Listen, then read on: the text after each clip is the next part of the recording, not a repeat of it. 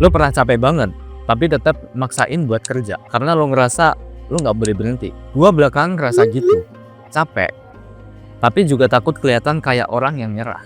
Dan jujur aja, cerita ini bukan tentang produktif, tapi ini tentang perasaan bersalah yang nggak pernah pergi.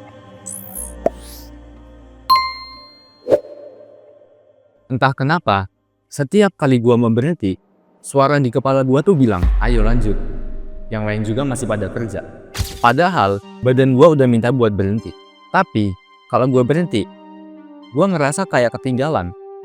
Kayak lo tahu, lo harus istirahat. Tapi kalau lo istirahat, lo tambah cemas. Lo pernah nggak lagi rebahan 10 menit, tapi pikiran lo lari kemana-mana. Lo buang waktu. Lo harusnya ngelakuin sesuatu. Jangan males. Padahal lo lagi capek. Kadang gua ngerasa bukan hidup gua yang ngedorong gua, tapi ketakutan gua sendiri. Takut dibilang males, takut kelihatan ketinggalan, takut kelihatan nggak punya arah.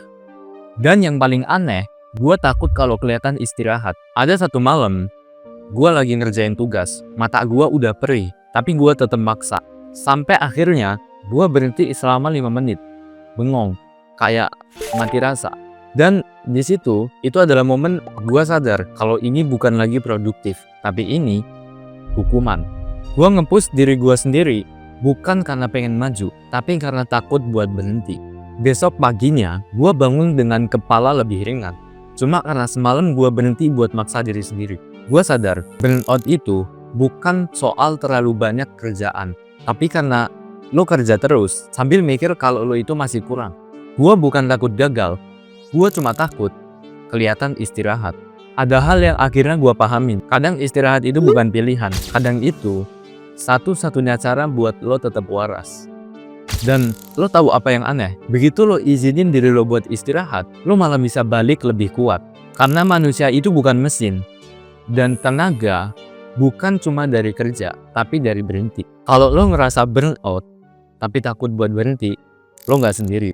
Dan kalau nggak ada yang bilang ini ke lo, gue bilangin ini sekarang. Lo boleh istirahat. Dan lo perlu buat istirahat. Gue Rais, ini perjalanan gue buat belajar berhenti, supaya bisa lanjut lagi. Dan sampai ketemu di video berikutnya.